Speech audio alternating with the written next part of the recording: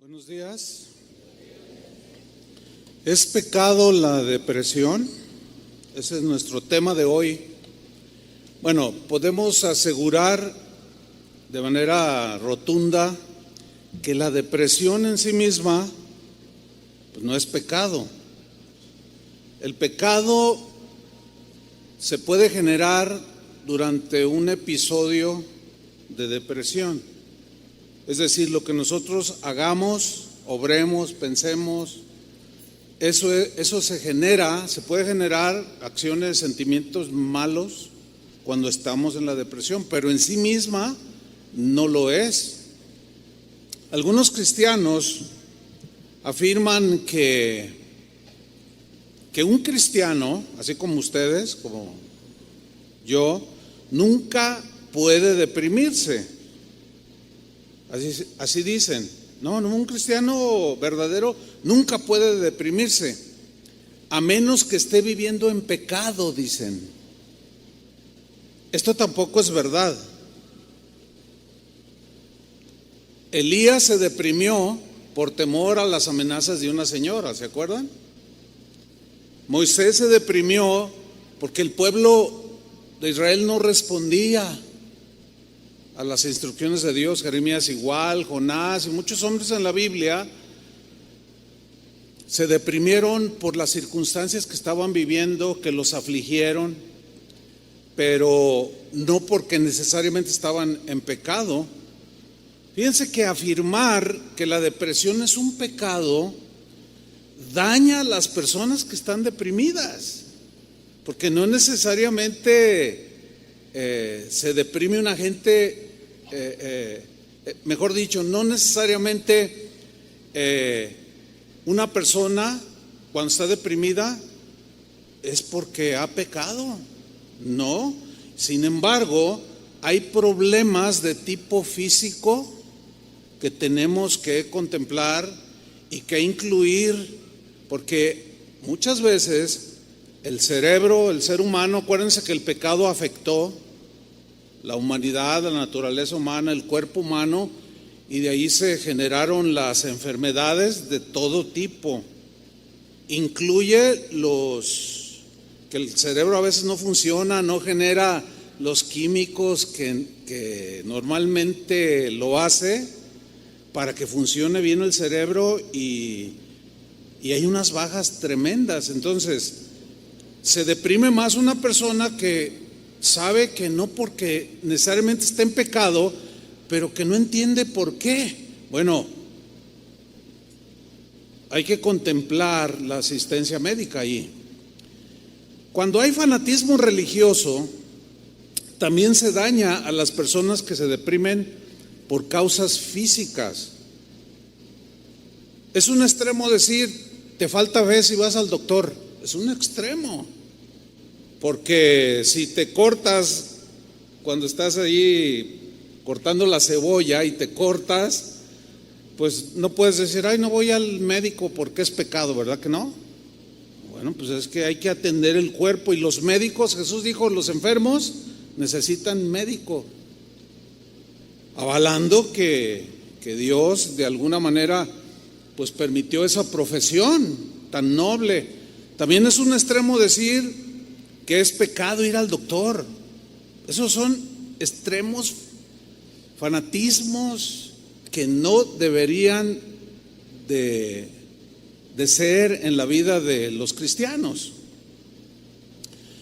Hay quienes pueden tener severas crisis de depresión, sin duda, por un problema físico. En estos casos, vuelvo a repetir, sí se recomienda el tratamiento médico. Fíjense, en alguna ocasión yo traté un asunto, una familia que tenían un hijo, y este niño se veía triste, no jugaba, no compartía con los amiguitos en la escuela, y lo veían, se preocupaban los padres y vinieron conmigo pidiendo oración. Y cuando yo estaba mirando al jovencito, lo miré y fue una impresión del Espíritu Santo. Yo le dije, él no está enfermo. Dice, no está enfermo. Pero yo tenía yo pienso que fue el Espíritu Santo que me dirigió allí. Y le dije, mire, voy a orar por su niño. Sin embargo, les voy a pedir que lo lleven al médico. Lo llevaron al médico.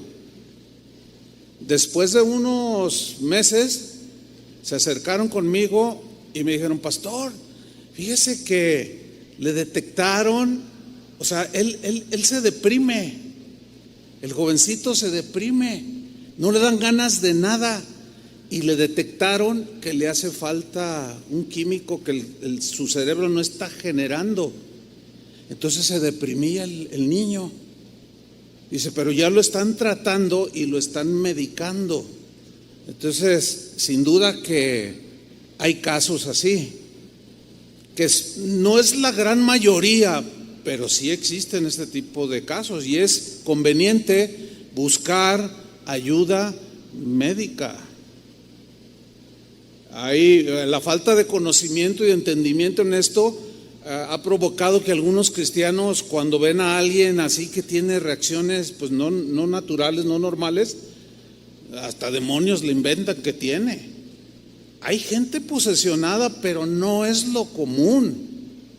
Yo mismo he tratado a través de los años casos de posesión demoníaca, pero en otros son desequilibrios que tienen que ser tratados. Pero la mayoría de casos que he tratado de tristeza y depresión en los cristianos salen a las 3 semanas, un mes, superan eso.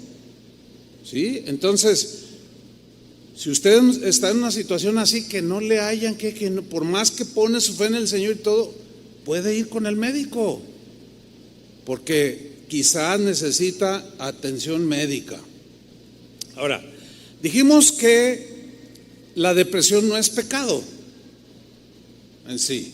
Sin embargo, y aquí entramos en el tema a donde yo quiero llegar. Sin embargo, sí hay ocasiones en las que un cristiano se deprime profundamente por haber pecado. ¿Encuentra la diferencia? O sea, la depresión en sí misma no es pecado, pero el pecado en nuestras vidas nos puede llevar a una profunda depresión por la culpabilidad que sentimos, por el dolor de haberle fallado a Dios y a los demás, y puede hundir a un cristiano en una profunda depresión. Vamos a ver el caso del rey David. David cometió un grave pecado. Tomó una mujer que no era la de él. Se vio involucrado en esta relación ilícita. Quedó embarazada la mujer. Se llamaba Betsabé. Y para tapar su pecado, puso al marido de ella al frente de la batalla con la intención de que lo mataran, como efectivamente sucedió. Transcurrió todo un año en el cual el rey David trató de esconder su pecado, soportando la condenación que eso le producía, la culpabilidad que producía en su espíritu, en su ser, en su alma. ¿Qué sucedió? Empezó a hundirse emocionalmente, al grado de caer en una depresión profunda. Aquí sí fue por haber pecado y por haber tratado de esconder su pecado y por no confesarlo. Eso sí es algo real. Por ejemplo, en el Salmo 32, versículo 3, aquí vemos a David confesando algo que mientras él no confesaba su pecado, él estaba hundido, se estaba secando. Dice el Salmo 32, versículo 3, mientras callé, o sea, de confesar su pecado, mientras callé, guardé silencio, se envejecieron mis huesos. En mi gemir todo el día, o sea, había un gemido de dolor, de sequedad, de envejecimiento en sus huesos, de dolor espiritual, moral, y que repercutió en su físico. El versículo 4 dice: porque de día y de noche se agravó sobre mí tu mano.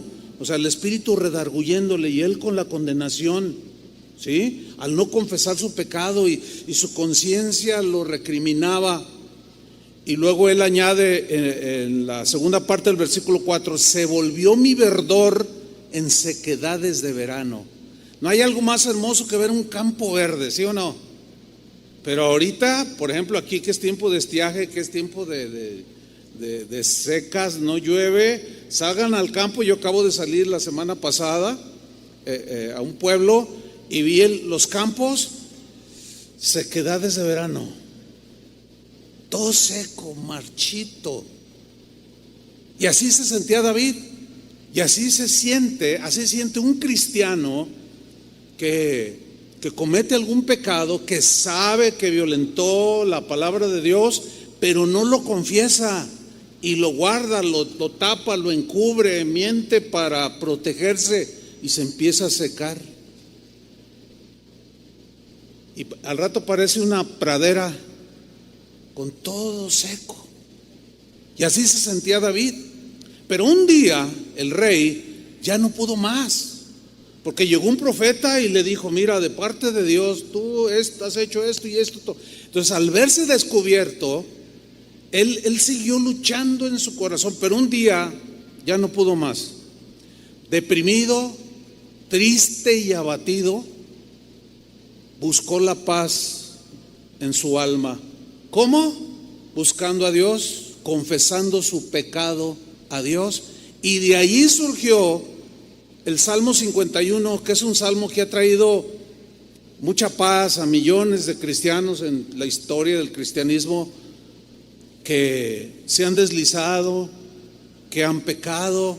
Y en este salmo encuentran una guía de confesión para volver a tener la paz y volver a ser como árbol plantado junto a corrientes de agua, que da su fruto en su tiempo y su hoja no cae.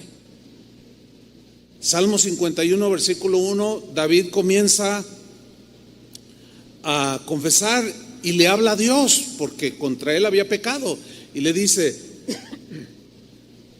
ten piedad de mí, apiádate de mí, Señor, conforme a tu misericordia, conforme a la multitud de tus piedades. Y le pide algo tremendo, le dice: borra mis rebeliones. No hay algo más reconfortante en el alma de un cristiano y de cualquier persona, el saber que Dios puede borrar todas sus rebeliones. Alguien ha dicho que la mejor terapia para el ser humano es saber que Dios puede borrar sus rebeliones. Él continúa en el versículo 2: lávame, dice, lávame más y más de mi maldad, de mis acciones malévolas, de avaricia, de rencor, de lo que tú quieras. Lávame más y más de mi maldad y límpiame de mi pecado. La Biblia dice que no hay justo ni aun uno, que no hay hombre que nunca peque. Todos pecamos. El problema no está en pecar, porque nuestra naturaleza tiene esa inclinación. El problema está: ¿qué hacemos cuando pecamos? Si lo guardamos, lo aumentamos o lo confesamos. Y aquí David está confesando su pecado. Ahora, en el versículo 3, David hace algo muy importante. Leo: porque yo, dijo David, reconozco mis rebeliones. Yo reconozco. Uno de los problemas más comunes y de los rasgos más comunes de los seres humanos es que no reconocemos lo que hacemos, lo que decimos, nuestras acciones, y siempre le echamos la culpa a los demás. Oye, ¿por qué eso? No, porque él, porque ella, porque el policía, porque el vecino, porque el pastor, hasta uno lo involucran. Sin embargo, David dice: yo reconozco. Hermanos cristianos, yo les animo a que dejemos de echar la culpa a otros o a las circunstancias y reconozcas tú tu envidia, tus celos. Reconoce que está en ti, que en ti está el problema. Entonces David hace esta confesión que es muy importante. Yo reconozco mis rebeliones y mi pecado está siempre delante de mí. A donde él miraba, si él giraba a la izquierda, ahí estaba su pecado, porque lo traía en la conciencia. Retrocedía, caminaba hacia el frente, hacia su izquierda, su pecado siempre estaba enfrente de él. Y lo mismo nos sucede a nosotros, hermanos. Y la sabiduría de Dios nos dirige hacia el reconocimiento por bien nuestro, de nuestro espíritu, de nuestra alma y de nuestro estado de ánimo. Porque aquí vemos a David profundamente deprimido. Mientras callé, me envejecí. ¿Has visto gente que andan los 40, 50 y se ven súper acabados? Casi siempre cuando se comentan este tipo de cosas, oye, ¿cómo estás? No, bien. Ay, pues no te ves muy bien. Y yo he escuchado que la gente comenta, no, pues es que la vida que he llevado, pues qué vida, tú sabes, pues bien desordenada, todos secos, mal, emocionalmente destrozados y constantemente deprimidos, tristes, sin el gozo del Señor, porque todo eso se pierde porque el pecado nos lo roba. Sigue diciendo en el versículo 4: contra ti solo he pecado. ¿Se acuerdan del hijo pródigo que dice que volvió en sí después de haber abandonado el hogar, gastarse todo el dinero, se dio una vida que según él decía disfrutar, pero se dio cuenta que había cometido graves errores? Y un día dice que volviendo en sí dijo: iré a la casa de mi padre y le diré: Padre, he pecado contra el cielo y contra ti. El pecado fundamentalmente es una agresión a Dios. Es una ofensa en primera instancia contra Dios. Obviamente pecamos también contra el prójimo y también pecamos contra nosotros mismos. ¿Sí? Y David dice: contra ti solo he pecado. Eso es muy importante, tener en cuenta que es violentar la palabra de Dios, violentar la voluntad de Dios, hacer a un lado, no tomar en cuenta a Dios. Y él dice: contra ti solo he pecado, he hecho lo malo delante de tus ojos. Al fin, después de un año y estar todo seco y afligido y deprimido, comienza a reconocer: he hecho lo malo delante de tus ojos. Algo que constantemente olvidamos es que los ojos del Señor miran sobre los habitantes de la tierra. Y no solo mira de donde Él está, que está en todos lados, por cierto, sino mira aún más allá, a un lugar donde ninguno de nosotros puede ver, que es el corazón, que es la intención, el alma, donde se generan los pensamientos. Él es el único que puede entrar a ese lugar.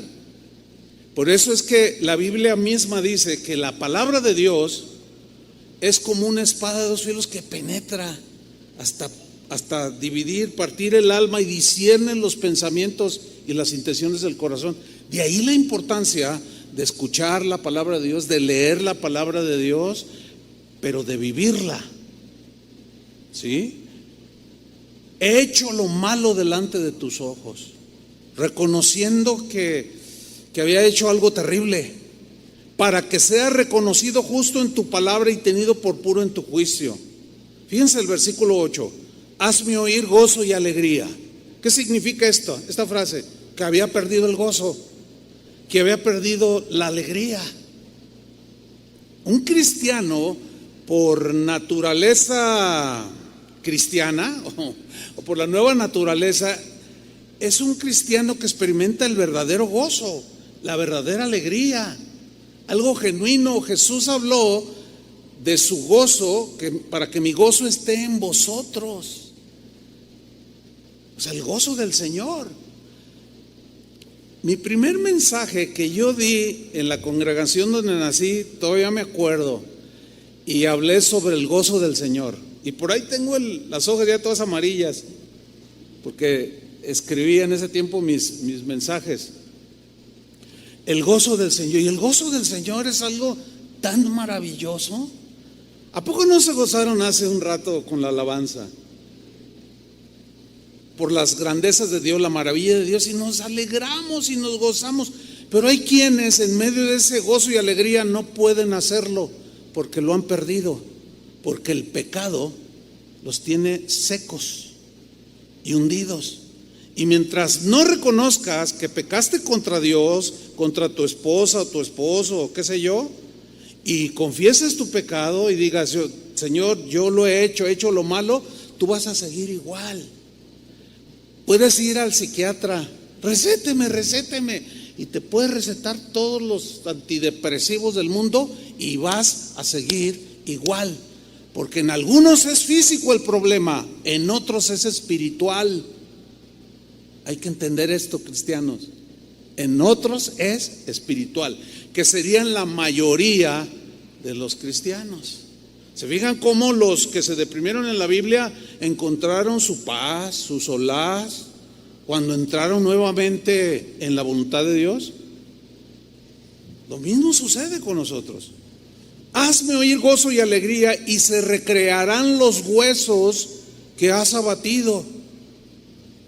Versículo 9: esconde tu rostro de mis pecados y borra todas mis maldades. ¿Qué oración? ¿Qué salmo?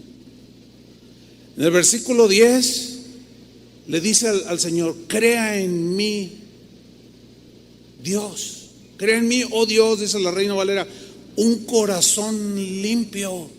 ¿Se acuerdan que Jesús habló: bienaventurados los limpios de corazón?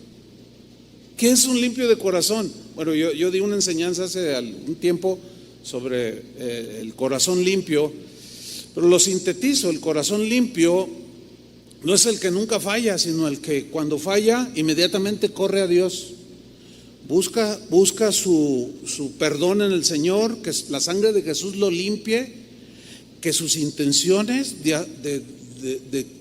que tiene cuando hace lo que hace son limpias, no son con motivos negativos o malos de maldad. Hay gente que dice: yo voy a ayudar a esta gente, pero después le voy a sacar. Ese es un motivo malo, y Dios lo ve y Él discierne perfectamente la intención pecaminosa del corazón. Por eso le dice: Señor, crea en mí. Eres el único que puede crear en nosotros un corazón limpio. Y luego dice: y renueva un espíritu recto, correcto dentro de mí. No me eches delante de ti. O sea, él sentía que Dios lo había echado, pero él fue el que se salió de su presencia. Y a veces los cristianos decimos cosas parecidas: no me eches de delante de ti. No, pues es que yo somos los que con nuestras acciones nos apartamos de Dios. Y luego le dice: y no quites de mí tu Santo Espíritu. Se sentía tan seco que llegó a pensar que el Espíritu se le había salido, el Espíritu Santo. Porque acuérdense que los reyes, los sacerdotes y los profetas en el Antiguo Testamento eran los únicos en quienes el Espíritu Santo reposaba. No sobre toda la gente, pero en el Nuevo Testamento hemos sido sellados con el Espíritu Santo de la promesa. Y ese no se va y entra, no se va. No, pero lo podemos entristecer. Por eso Pablo dijo en una de sus cartas: no entristezcáis al Espíritu Santo de Dios. ¿Cómo lo entristecemos? El contexto habla de envidia, celos, pleitos, malas intenciones del corazón, etcétera, etcétera. Dice en el versículo 12: Devuélveme, Señor, el gozo de tu salvación. No sé cuántos de ustedes han experimentado en alguna medida la pérdida del gozo. Yo creo que todos, en algún momento. No sé, no lo sé. Hay gente que por naturaleza es muy alegre, pero tienen sus tiempos. Hay otros que cuando vienen a Cristo era gente triste, pero encontraron el gozo del Señor. Al encontrar a Jesús, lo encontraron a Él y su gozo, que se puede perder cuando el pecado nos atrapa.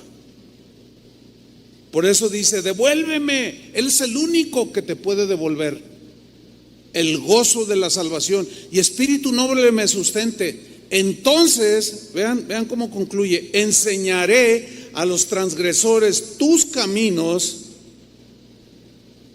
y los pecadores se convertirán a ti. No hay milagro más maravilloso que un pecador se convierta a Dios. Pero ¿quién tiene que empezar? Tú mismo. Y luego en el 14 entra en materia, porque había mandado matar al esposo de la mujer con la que él tuvo relación ilícita, y dice: líbrame de homicidios, oh Dios, Dios de mi salvación, y cantará mi lengua tu justicia. Y en el versículo 17 termina diciendo: al corazón contrito, o sea, con convicción de pecado, y que se humilla, no despreciarás tú, oh Dios. Ahora, sabiendo Jesús que nuestra humanidad, nuestra humana naturaleza, en algunos momentos nos puede arrastrar hacia los pecados que fueron borrados y perdonados cuando nos convertimos a Cristo. Y nos dejó provisión. Nos dejó provisión para que cuando Satanás nos tienta y nos descuidamos, caemos, o de manera pues ligera cometemos pecados, Jesús conoce esa debilidad nuestra. Y el Espíritu Santo le mostró al apóstol Juan los siguientes versículos que él escribió. Primera de Juan 1:8 dice así: si decimos que no tenemos pecado, otra versión dice: si decimos que nunca pecamos, bueno, pues ¿quién puede decir eso? Que nunca, que ya dejó de pecar. Pues no es verdad, porque pecamos de palabra, de acción, de omisión, de muchas maneras. Si decimos que no tenemos pecado, nos engañamos a nosotros mismos y la verdad no está en nosotros. Versículo 9. Hay una versión que dice: pero si confesamos nuestros pecados. ¿Qué hizo David? Confesó sus pecados. Se tardó. Hay que procurar no tardarnos tanto, porque te puedes secar, puedes entrar a un pozo profundo de depresión, porque la culpabilidad, la condenación te va a abrumar. Por eso dice: si confesamos nuestros pecados, obviamente a Él, dice, Él es fiel y justo. ¿Para qué? Para perdonar nuestros pecados y limpiarnos. ¿De qué? De toda clase de maldad que se anida en el corazón. Versículo 10. Si decimos que no hemos pecado, o que nunca, que nosotros ya somos perfectos, le hacemos a Él mentiroso, porque Él está diciendo que todos pecamos, pero que cuando pequemos no nos tardemos un año, porque nos secamos, nos deprimimos, nos envejecemos. Si decimos que no hemos pecado, lo hacemos a Él mentiroso y su palabra no está en nosotros. Y su palabra dice que pecamos Santiago dice, sin duda que todos cometemos muchas faltas. Entonces, si nosotros nos mantenemos, así como mantienes tu auto en buenas condiciones para que funcione bien, así tu alma, tu espíritu, dale mantenimiento, yo diría diario, de tu conciencia, de tus acciones. Es más, casi inmediatamente de alguna acción que hacemos, que sabemos que estamos fallándole a Dios y pecando, casi inmediato: Señor, perdóname, ayúdame, dame tu gracia, sosténme, límpiame. No quise hacerlo, porque Dios conoce la intención. Hay veces que nuestras emociones nos arrastran y hablamos de más. ¿Les ha pasado alguna vez? Y al rato, ay, ¿por qué dije esto? Pero el Señor ve la intención. Entonces tú clamas, el cristiano clama: Señor, tú sabes, tú me conoces, tú sabes que no era mi intención, pero se lo estás confesando. ¿Y qué sucede si confesamos nuestros pecados? Él es fiel y justo, ¿para qué? Para perdonarnos. El perdón de nuestros pecados, no solo los que cometimos, sino los que cotidianamente cometemos, pero que estamos conscientes y los confesamos, eso nos ayuda, hermanos, a estar frescos. Ahora sí que como una lechuga. Así brillantes, frondosos, todo lo contrario a la sequedad y al envejecimiento, que se puede entender como depresión en algunos cristianos por haber pecado y no confesado ese pecado. Ahora fíjate, volviendo al Salmo 32, David termina diciendo lo siguiente, Salmo 32, versículo 1, o comienza este salmo diciendo: bienaventurado, que aunque es 32 y 51, pero es del mismo episodio que él vivió. Nada más que no están cronológicos, ¿sí? Los salmos, pero fíjate lo que dice aquí David: bienaventurado aquel cuya transgresión ha sido perdonada y cubierto su pecado. Bienaventurado, feliz, dichoso, eso significa lleno del gozo de Dios, de la alegría de Dios, el hombre a quien Dios, el Señor Jehová, no culpa de iniquidad y en cuyo espíritu, tu ser interior, no hay engaño. Feliz, está frondoso, está brillante, con la presencia de Dios en su vida. Las esposas tienen algo que Dios puso en ellas, en la mujer en general, y ellas saben cuando el marido les miente. ¿Sí o no, señoras? Ya ven, varones, hay que, engañarlas está en chino. Fíjense, si es difícil engañar a la esposa cuando le mientes, le dices otra cosa, ¿tú crees que vamos a poder engañar a Dios? ¿O esconder algo? No. Ahora, todo esto es con el propósito de no caer en el pozo de la desesperación como consecuencia de pecados cometidos y no confesados. Porque se puede tornar muy grave la situación de depresión, muy grave, que puede terminar muy mal. Sin embargo, aquí dice: bienaventurado aquel cuyo pecado, transgresión ha sido perdonada.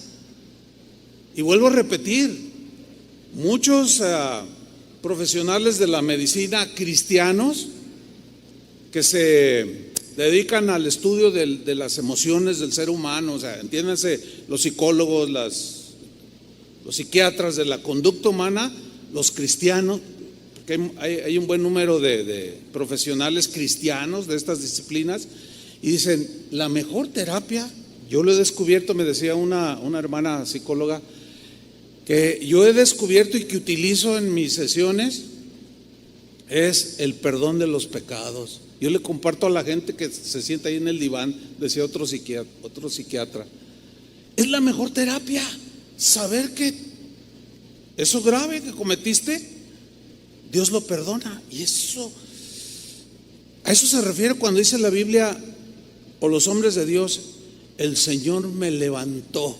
¿Se acuerdan cuando Jesús dijo: conoceréis la verdad y la verdad os hará libres?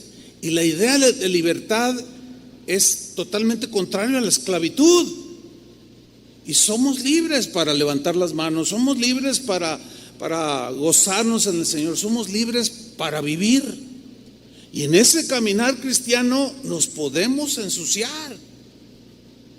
Como aquella muchacha que era hija de un hombre que trabajaba en una mina de carbón, y le dijo: oye papá, un día quisiera ir a conocer ahí donde trabajas. No, mi hija, le dice, es que es un lugar sucio. No, pero yo quiero conocerlo, papá, y ver cómo trabajas o qué es lo que haces. Y el papá dijo: bueno, está bien. Y llegó a donde trabajaba este hombre, en una mina de carbón, y venía con un vestido claro, bonito, y le dice: no, mi hija, no, yo quiero entrar. No, mi hija, te vas a ensuciar. Y ella le dice: no, pero no me cuido, de no acercarme así, nada más camino. Hija, y ella insistió: bueno, está bien. Y entraron, ahí le enseñó, le puso su lámpara para que mirara y todo. Y cuando salieron, ¿cómo cree que estaba su vestido? No era su intención ensuciarse, estaba consciente, pero sí salió con algunas manchas de carbón. Así somos en este mundo. Nuestra intención no es vivir ofendiendo a Dios, ¿verdad que no? No es vivir agrediendo al prójimo, y mucho menos hacerle daño. Pero estamos en un mundo que es como la mina de carbón, que aunque no queremos, nos ensuciamos. Por eso tenemos que tener, acuérdense que la Biblia habla mucho de vestiduras blancas, que tiene que ver con la pureza. Es algo metafórico para hablar de que solo Dios puede limpiar eso sucio. Otro ejemplo de cómo el pecado puede hundirte en una profunda tristeza es el caso de Pedro cuando negó a Jesús. Vamos a leer Lucas 22 en el versículo 54, en la versión en lenguaje actual. Voy a leerlo. Lucas 22, 54 dice así: los que arrestaron a Jesús lo vieron. Bueno, retomo. Los que arrestaron a Jesús lo llevaron al palacio del jefe de los sacerdotes. Pedro lo siguió desde lejos. Ahí, en medio del patio del palacio, habían encendido una fogata y se sentaron alrededor de ella. Pedro también se sentó con ellos. En eso, una sirvienta vio a Pedro sentado junto al fuego y mirándolo fijamente dijo: este también andaba con Jesús, este es uno de ellos. Versículo 57, Pedro lo negó. Dice: mujer, yo ni siquiera lo conozco. Fíjate, tremendo, ¿no? El temor lo hizo, lo aprisionó y lo hizo llevar lo condujo a negar a Jesús. ¿Ven la fragilidad del ser humano? Así somos de frágiles. Ese no es el problema, porque pues nuestra humanidad nos arrastra muchas veces. El problema está cómo reaccionamos después de haberlo hecho. Sigamos leyendo. En el versículo 58, al poco rato, un hombre lo vio a Pedro y dijo: tú también eres uno de los seguidores de Jesús. Pedro contestó: no, hombre, no lo soy. Versículo 59, como una hora después, otro hombre insistió y dijo: estoy seguro de que este era uno de sus seguidores, pues también es de Galilea. En la Reina Valera dice: pues tu misma manera de hablar te delata. O sea, hablaba con el acento galileo y tú andabas con el Galileo. Y luego dice en el versículo 60, Pedro contestó: hombre, dice, ni siquiera sé de qué me hablas. Dice, no había terminado Pedro de hablar cuando de inmediato el gallo cantó. ¿Se acuerdan que Jesús le había dicho? En ese momento, quiero que pongan mucha atención a esta parte del pasaje. En ese momento, cuando él niega 3 veces a Jesús, en ese momento Jesús se volvió. Acuérdense que lo apresaron a Jesús y Pedro iba siguiéndolo de lejos. Tú eres uno de ellos. No sé de lo que me hablas, etcétera. Entonces dice que en ese momento, cuando cantó el gallo, Jesús se volvió. Vean esta escena, imaginen un poco, se vale. Jesús se volvió y miró a Pedro. Se le quedó mirando. ¿Cómo creen que era su mirada? ¿Creen que era de condenación, de enojo, así? Te voy a mandar al infierno. ¿Cómo creen que era la mirada de Jesús? Sin duda que era una mirada de comprensión, de misericordia, de piedad en la debilidad de este hombre. Es la misma mirada hacia ti. Es la misma, es el mismo Jesús. Él no ha cambiado. Dice que miró a Pedro. Tal fue la mirada de Jesús, llena de compasión, de amor, de paciencia, que miren la reacción de Pedro. Entonces Pedro se acordó de lo que Jesús le había dicho: hoy, antes de que el gallo cante, vas a decir 3 veces que no me conoces. Ahora, noten lo que dice el versículo 62. Pedro salió de aquel lugar y se puso a llorar con mucha tristeza. ¿Ven cómo el pecado le produjo una profunda tristeza? Sin embargo, él percibió la mirada de Jesús, que les repito, es la misma mirada la que vio a Pedro cuando lo negó, cuando pecó. Es la misma que te mira a ti. Son los mismos ojos de Jesús, llenos de compasión. Y tanto percibió Pedro el amor de Dios, que se puso a llorar de tristeza por haberle fallado. Sin duda que ese llanto estaba lleno de clamor por perdón, pero lo reconoció. No dijo, no, pues es que el gallo cantó porque quiso, pero no puso ningún pretexto. Sin embargo, sí se entristeció. ¿Qué es lo que nos sucede a nosotros? Ahora, el asunto es este: David duró 1 año en confesar su pecado. Aquí parece que fue casi inmediato, porque ese llanto era de verdadero y genuino arrepentimiento. Y no puede haber arrepentimiento si no hay confesión. Tiene que haber confesión y perdón para que el gozo de Dios vuelva. De ahí se levantó un hombre totalmente transformado,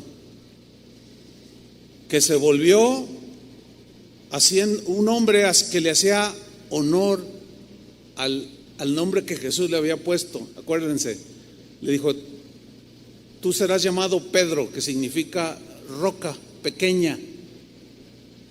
Y una roca, una piedra, habla de firmeza. Tú dejas una piedra así en el suelo y vuelve 50 años después y ahí sigue. O sea, habla de firmeza, de solidez, de alguien que era muy voluble, muy emocional, muy confiado en sí mismo, pero a través de esas experiencias el Señor fue formándolo y haciéndolo un hombre firme y sólido. Pero el pecado le produjo mucha tristeza. ¿Qué es lo que nos produce a nosotros? Por eso tenemos que dar mantenimiento continuo para poder seguir adelante y que no se seque nuestra alma nuestro espíritu y envejezcamos. Espiritualmente estoy hablando, aunque también en lo natural sucede, ¿no? Qué hermosa es la palabra de Dios, ¿a poco no? Porque pues nos da luz, nos da esperanza, nos alienta, nos anima. Pero ahora voy a tocar un punto que es complejo, es controversial. Y es el tema del suicidio. Miren, la Biblia registra por lo menos 6 casos de hombres, de 6 personas, que se quitaron la vida por distintas razones. Voy a mencionar brevemente estos 6 casos que yo encuentro en la Biblia. El primero es, y de hecho es el primer suicidio que la Biblia menciona que sucedió, y era un hombre llamado Abimelech. Según el libro de los Jueces, este hombre, Abimelech, era un hombre malo, era un hombre sanguinario, era un asesino, que no le importaba pisotear a todo mundo. Y al ser un hombre sanguinario, le quitaba la vida al que él quería, era un asesino. Un día, en una batalla contra sus enemigos, una mujer, así dice el libro de los Jueces, agarró una piedra y se la lanzó con tal puntería que le pegó en el cráneo y se lo fracturó. Y ¡pum!, cayó. Vamos a leer Jueces 9:54 lo que sucedió. Rápidamente llevó a Abimelech a su ayudante de armas y le dijo: saca tu espada y mátame. O sea, después de haber recibido la pedrada, ¿no? Y él caer semi inconsciente. Miren su reacción. Llamó a Abimelech a su ayudante de armas y le dijo: saca tu espada y mátame.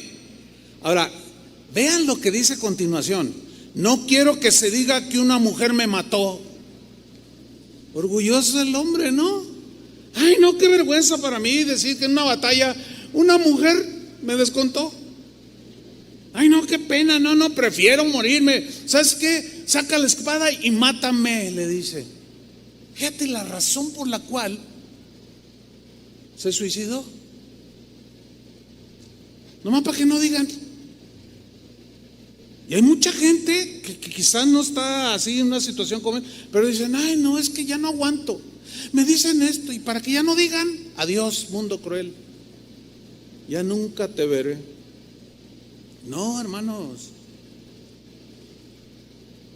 Entonces su ayudante, dice, le clavó la espada y Abimelech murió. Tenemos el caso del rey Saúl, el que persiguió a David para matarlo por celos. Pero un día, al correr de los años, hubo una batalla contra los filisteos. Sus 3 hijos, a los cuales amaba, entre ellos Jonatán, era el más distinguido de sus hijos, murieron en la batalla. Él fue herido en la misma batalla. Y miren lo que sucedió, miren cómo terminó. Dice 1 Samuel 31:4, en la versión lenguaje actual dice: entonces Saúl le dijo a su escudero, él estaba herido: saca tu espada y mátame, le dice. Fíjate qué decisiones, tan precipitadas. Saca tu espada y mátame. Hazlo antes de que vengan esos extranjeros idólatras. De lo contrario se burlarán de mí. Fíjate, prefirió quitarse la vida para evitar que se burlaran de él. ¿Te das cuenta de lo irracional de la motivación? Dice: porque se van a burlar de mí y me rematarán, y no les voy a dar ese gusto. Entonces tomó una decisión. Le dice a su escudero: mátame. Pero mire la reacción.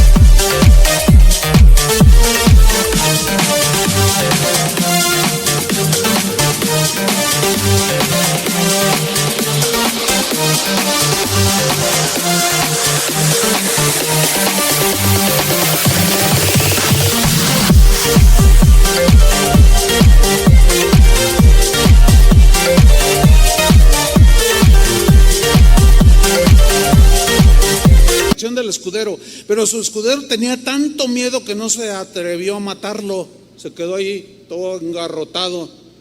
Ahora, ¿qué hizo Saúl? Entonces Saúl tomó su espada y se echó sobre ella.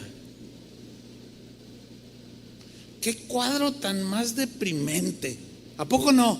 Un hombre que decía que creía en Dios, igual que el Abimelec, pero en realidad Dios estaba muy lejos de él. En su mente, en sus acciones, nomás decía creer, y tomó su vida en sus propias manos. Y el cuadro es muy grotesco. Apoyó la empuñadura de la espada en el suelo y se tiró sobre la espada, traspasó y ahí murió. Se quitó la vida. Bueno, un tercer suicida es precisamente el escudero de Saúl, que siguió el ejemplo de su rey. Ahí está la importancia de ser buen ejemplo para tus hijos, para tus alumnos si eres maestro, qué sé yo. Miren lo que sucedió, 1 Samuel 31:5. Al ver muerto a Saúl, también el escudero se echó sobre su espada y se mató. Tomó su vida en sus propias manos. Terribles ha de haber sido esa escena. Un cuarto suicida que se ve en la Biblia es Aitofel. ¿Quién era este hombre? Era un hombre que estaba muy cerca del rey David, que merodeaba allí con los soldados, y un día Absalón, hijo de David, se rebeló contra su padre David y quiso darle un golpe de estado y derrocarlo para él sentarse en el trono del rey y ser el rey y traicionar a su padre. Bueno, este tal Aitofel participó en esa rebelión con Absalón, o sea, lo apoyó. Quiero que vayan notando que todos estos suicidas eran sanguinarios, asesinos, traicioneros. Decían amén a muchas cosas, pero en realidad no se arrepentían de sus acciones. Un día, después de haber apoyado a Absalón, porque lo aconsejó, un día resulta que este tal Aitofel le da unos consejos a Absalón, que ya lo habían proclamado rey en su rebelión, y le da unos consejos, pero Absalón dice, no se me hacen buenos consejos. Se sintió tan menospreciado. Ay, nadie me quiere. Se deprimió de tal manera porque Absalón había desechado sus consejos, que su autoestima, como dicen algunos, bajó tanto, se sintió tan no tomado en cuenta y se deprimió al grado de ver, que veamos lo que hizo. Segunda de Samuel 17:23, en la versión Palabra de Dios para Todos. Al ver a Aitofel que los israelitas no habían seguido su consejo, ensilló un asno, fíjense lo que hizo, y se fue a su pueblo natal, a Techaluta. Después de dejar en orden sus asuntos familiares, quiero que noten la premeditación de la acción, Después de dejar en orden sus asuntos familiares, se ahorcó y murió y fue sepultado en la tumba de su padre. Se enojó, se deprimió. ¿Para qué es la vida? Nadie me hace caso, nadie me toma en cuenta. Bueno, al menos arregló las cosas ahí, el testamento, qué sé yo, pero esto habla de toda premeditación. Lo planeó. O sea, no estaba enfermo de alguna situación química del cerebro, tampoco Saúl, tampoco el escudero.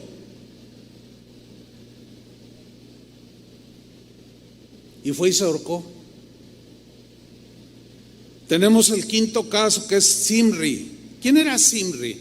Era un comandante del ejército de Israel. Este hombre asesinó al rey Ela para ponerse él como rey. O sea, traicionero, ambicioso, codicioso de poder. Pero hubo un momento en sus acciones que tuvo que se vio acorralado, pues ahora sí que por los soldados del rey que había matado, y se vio acorralado sin salida, y no estuvo dispuesto a que la ley que prevalecía en Israel en ese momento fuera aplicada sobre él, y terminó quitándose la vida. Pero miren lo que hizo este tal Zimri. Primera de Reyes 16-18. Al ver Zimri tomada la ciudad y ya se vio cercado, sin opción, se metió en el palacio de la casa real y prendió fuego a la casa consigo adentro, o sea, dentro de la casa. Así murió. ¿Cómo murió? Quemado. Qué muerte tan espantosa. Pero fíjense al grado que llegan estas personas, o muchas personas, o algunas personas, de quitarse la vida de diversas formas, desde algo rápido hasta algo tan doloroso como morir quemado. O sea, se encierra, sella todas las puertas y prende fuego y él adentro. Híjole, yo no quiero imaginar siquiera los gritos de dolor. Pero él mismo se quitó la vida y dice que así murió. Ahora fíjate lo que la Biblia subraya: por los pecados que había cometido. Quiero que cristianos que pongan mucha atención. No confesaba sus pecados, y era de Israel, era el pueblo elegido, y se acostumbró tanto a no confesarlos, a envolverse, que cuando se vio una situación en que ya no tuvo opción,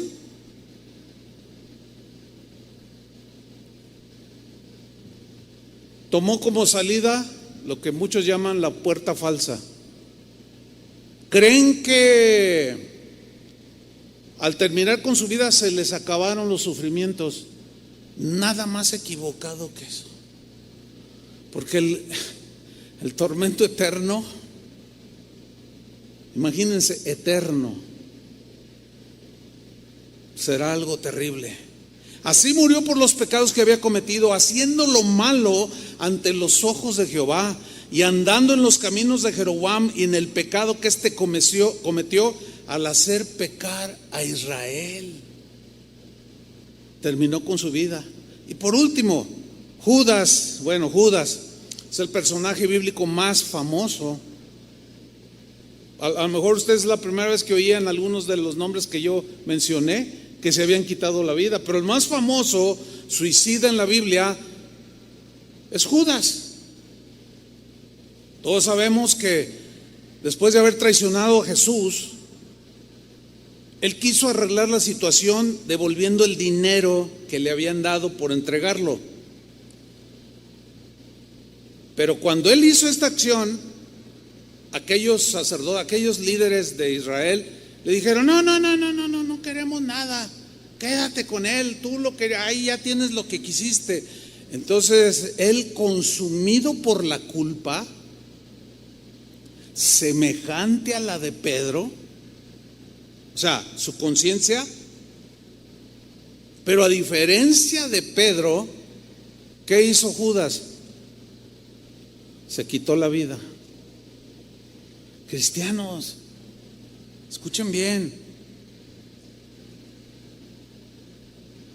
Una persona que dice tener fe en Jesús y que acciona como estos hombres puede terminar mal, tomando su propia vida. Que Dios nos libre.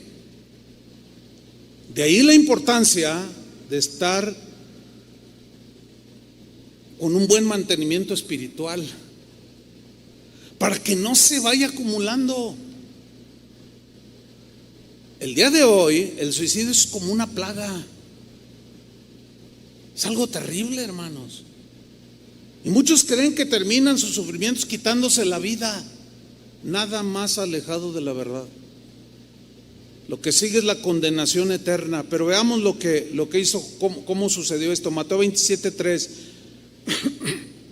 Entonces Judas, el que lo había entregado, después de que vio cómo lo estaban golpeando y todo, y algo pasó en su ser interior, viendo que era condenado, devolvió arrepentido las 30 piezas de plata a los principales sacerdotes y a los ancianos, diciendo: yo he pecado entregando sangre inocente. Aquí parece como que se arrepintió como Pedro, pero la gran diferencia es que Judas no permitió que el Señor lo perdonara y lo limpiara, y él se hizo justicia, porque la paga del pecado, ¿qué es?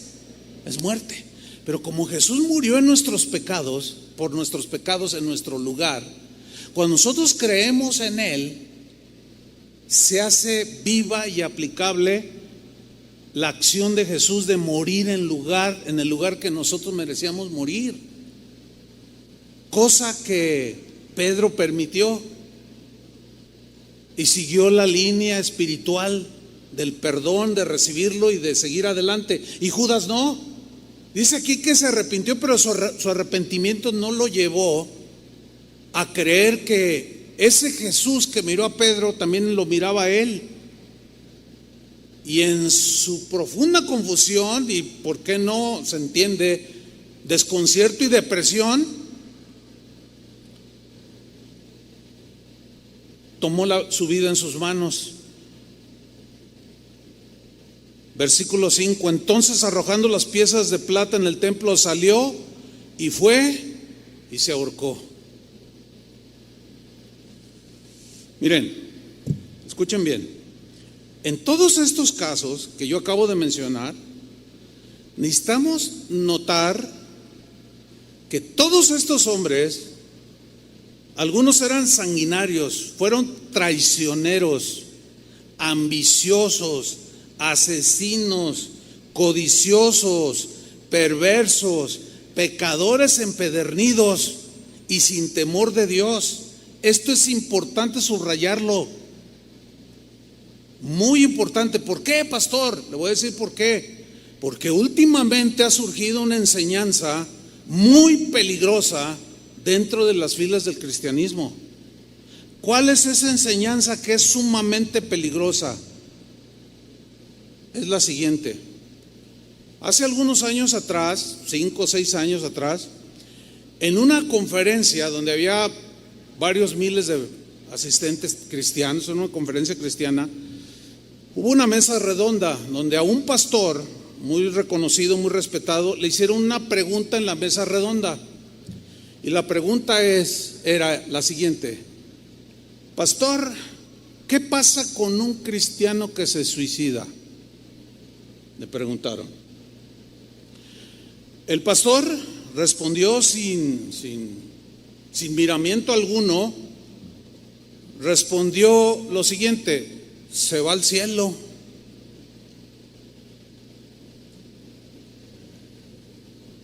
Dice gente que estuvo allí presencial, así como ustedes están presenciales aquí, había muchos pastores, se levantaron en señal de desaprobación de esa afirmación y se salieron de la conferencia. Bueno, ese episodio que sucedió hace 5 o 6 años atrás ha catapultado una serie de suicidios entre cristianos, porque lo dijo un respetado pastor. ¿Qué sucede con un cristiano que se suicida? Se va al cielo porque la salvación es segura, dijo.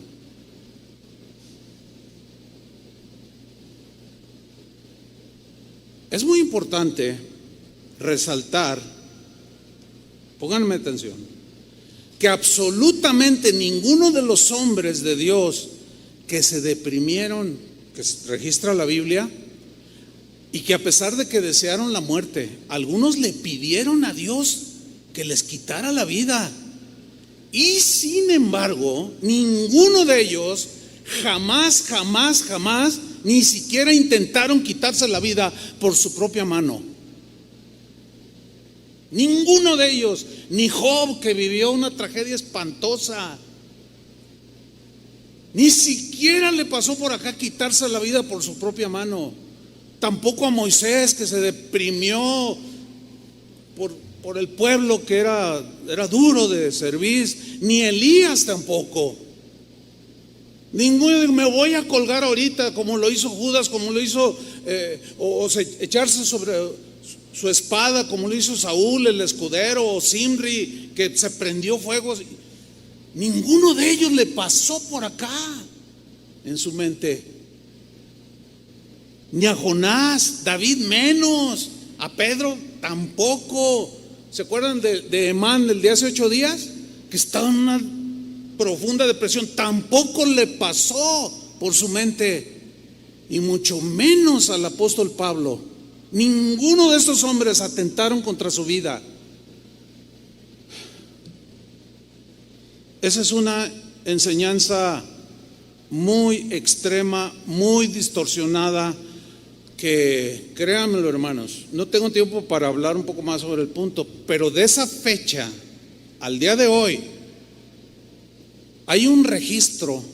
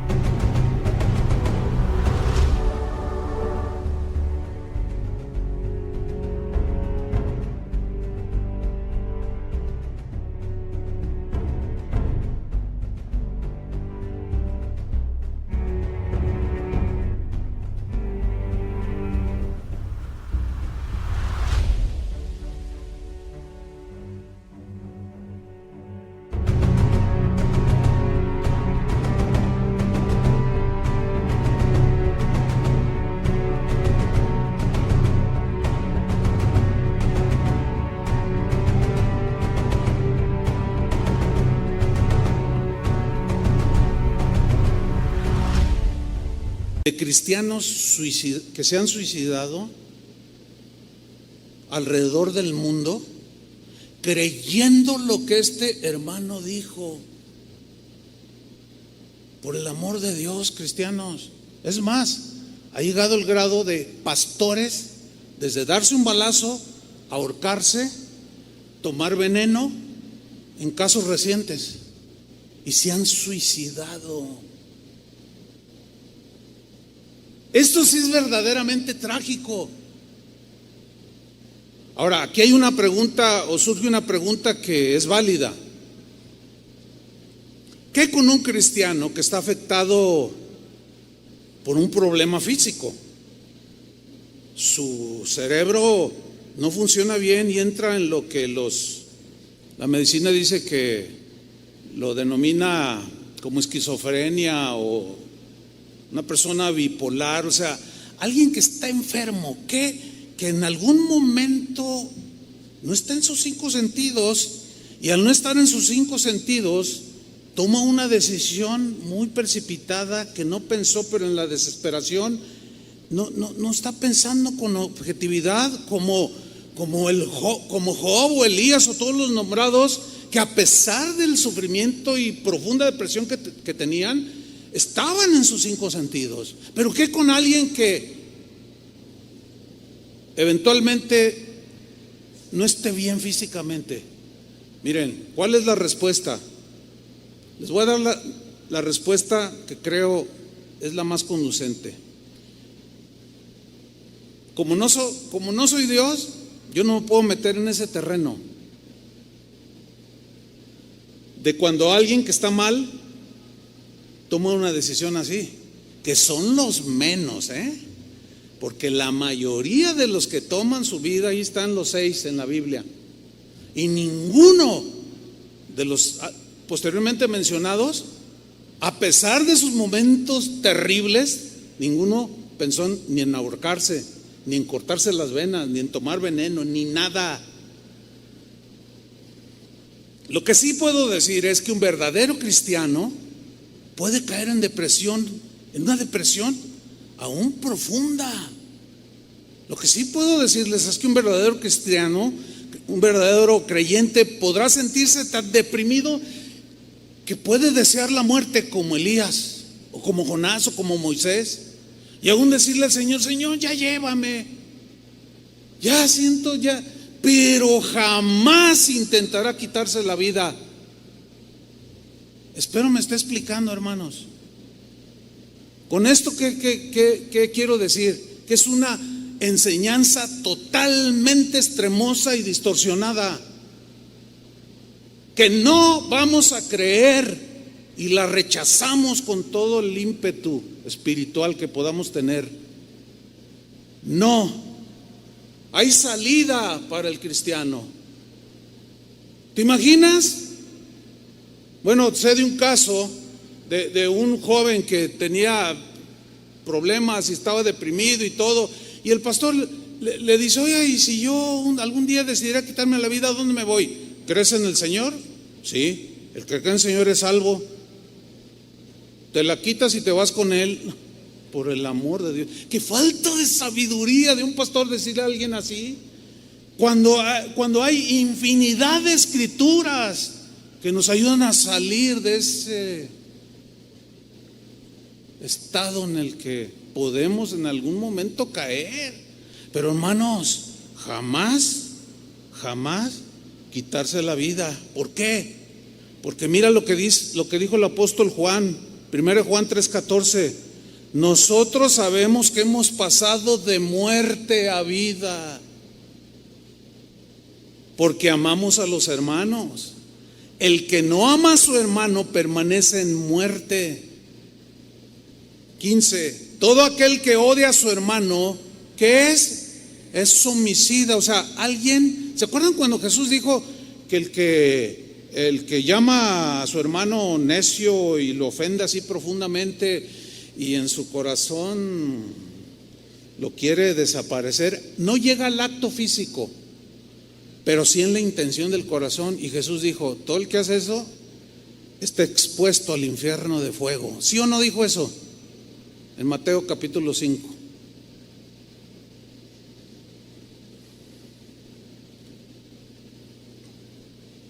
Un suicida entra en este campo de un homicida porque quita la vida, su propia vida. Y miren lo que dice ahí: todo aquel que odia a su hermano es homicida, y sabéis que ningún homicida tiene vida eterna permanente en él. Ahora, yo sé que hay objeciones a esto de algunos, ¿no?, que aseguran que sí, el cristiano pues da un tiro y ya se va con el Señor, y ponen objeción. Yo entiendo eso, que sacan sus teorías y sus pretextos, pero yo les voy a decir algo. Yo prefiero equivocarme en decirles que se van al infierno si se quitan la vida, a decirles te vas al cielo. Prefiero 1000 veces equivocarme. ¿Me explico? Y decir, si te tomas tu vida por ti mismo, te vas a ir al infierno. Prefiero equivocarme 1000 veces a decir que te vas al cielo. Porque si así fuera, pues qué bueno. Y si no, ¿qué tal? Pero ninguno de ustedes es un Saúl ni un Ahitofel. Esa es mi oración, para que no terminen como esos. Porque si terminan como esos, Y hablando de terminación, con esto termino. Mire, Pablo tenía suficientes razones para terminar con su vida. No ha habido un hombre, después de Job y otros más ahí, que vivieron tales experiencias tan dolorosas que podían llevar a otro a pensar, o aún no solo pensar, sino al hecho de quitarse la vida, por tomar su propia vida. Sin embargo, a pesar de que Pablo tenía suficientes razones para terminar con su vida e irse al cielo, sin embargo no lo hizo, ni mucho menos avaló y ni siquiera insinuó la opción del suicidio, y muchísimo menos de que un cristiano suicida se va al cielo. Jamás, no hay una insinuación en la Biblia. Y que lo diga quien lo diga, porque ahí entramos en el campo otra vez de la debilidad humana. Nos podemos equivocar, aunque hay unas equivocaciones más graves que otras. Tan grave es quitarse la vida por propia mano como decir que un cristiano, ya, órale, adelántate y ya vete. Segunda de Corintios 4:7 dice así, está hablando Pablo aquí, y miren lo que dice: cuando Dios nos dio la buena noticia, o sea, el evangelio, puso, por así decirlo, un tesoro en una frágil vasija de barro, el cual es el ser humano, en este caso era él. Así, cuando anunciamos la buena noticia, o sea, el evangelio, la gente sabe que el poder de ese mensaje viene de Dios y no de nosotros, que somos tan frágiles como el barro. Por eso, aunque pasamos por muchas dificultades, no nos desanimamos. Tenemos preocupaciones, pero no perdemos la calma. La gente nos persigue, pero Dios no nos abandona. Nos hacen caer, pero no nos destruyen. A donde quiera que vamos, todos pueden ver que sufrimos lo mismo que Cristo, y que por obedecerlo estamos siempre en peligro de muerte. Pero también pueden ver por medio de nosotros que Jesús tiene poder para dar vida a los muertos.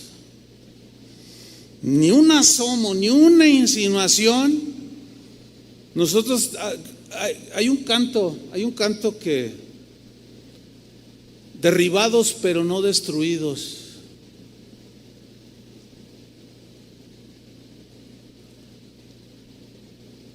Que estamos atribulados, mas no angustiados.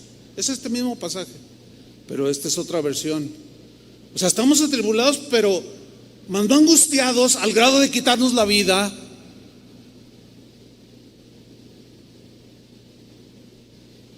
Job dijo: Jehová dio, Jehová quitó, refiriéndose a que sus hijos se habían muerto. Dios es el que da la vida, es el único que puede tomar tu vida. ¿Notan entonces la importancia de estar al día con el Señor? Porque si el pecado nos engaña, nos atrapa y te puede hundir en depresión, te puedes quedar allí como Aitofel, como Simri, y tomar la decisión, la peor decisión de tu vida. No, hermanos, mantengámonos con la fe. Que aunque estés en una profunda tristeza, mira, un día todo esto acabará. Y cuando estemos con el Señor ya no habrá más llanto, ni más tristeza, ni más dolor. Aguanta, llora todo lo que quieras, pero abrázate del Señor.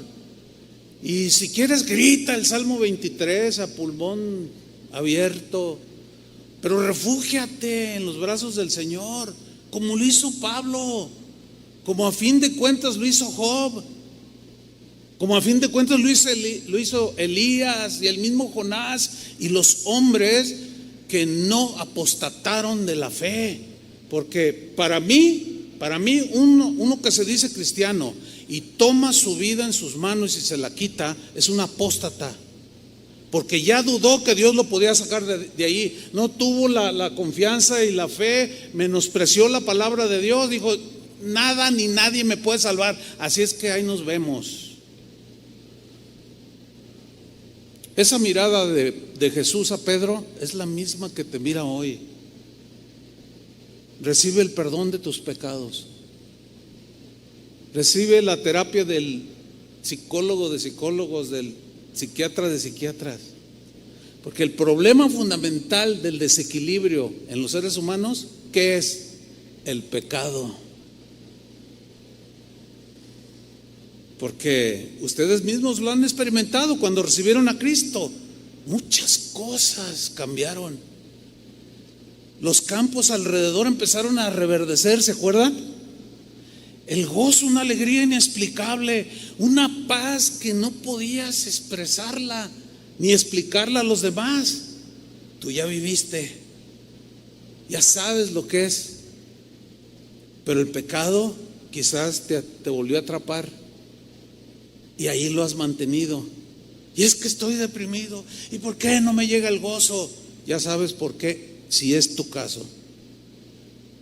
Amén, hermanos. Reciban la palabra de Dios y que Dios los guarde y nos guarde a todos en el hueco de su mano. Él es poderoso para sacarnos del foso de los leones, del horno de fuego, y mandará a sus ángeles que nos guarden en todos sus caminos. Denle un aplauso al Señor. Amén. Póngase de pie.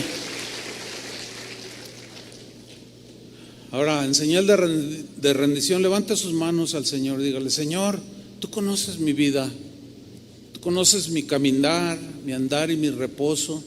Aún mis pensamientos los entiendes desde lejos. Tú conoces las intenciones de mi corazón y sin lugar a dudas que he pecado, he fallado. Pero hoy confesamos, Señor, nos arrepentimos y confesamos. Y que la justicia de Dios, el castigo de nuestra paz que fue sobre Jesús, venga sobre nosotros. El resultado de la muerte de Cristo en la cruz es nuestra paz. Por su llaga fuimos curados. No solo se refiere a enfermedad física, sino espirituales. Y ese es el mayor problema, es espiritual nuestro problema. Señor, límpianos más y más de nuestra maldad. Ayúdame, Señor, a no decir ya tantas mentiras, ayúdame, Señor, a controlar mis enojos, que cometo muchas tonterías cuando me enojo. En fin, tú confiésale al Señor aquellas cosas que quizás te han quitado el gozo del Señor y te tienen en una sequedad, como los campos en verano, secos, sin fruto. Gracias, Señor, tu sangre preciosa nos limpie de todo pecado. Confesamos nuestros pecados, Señor.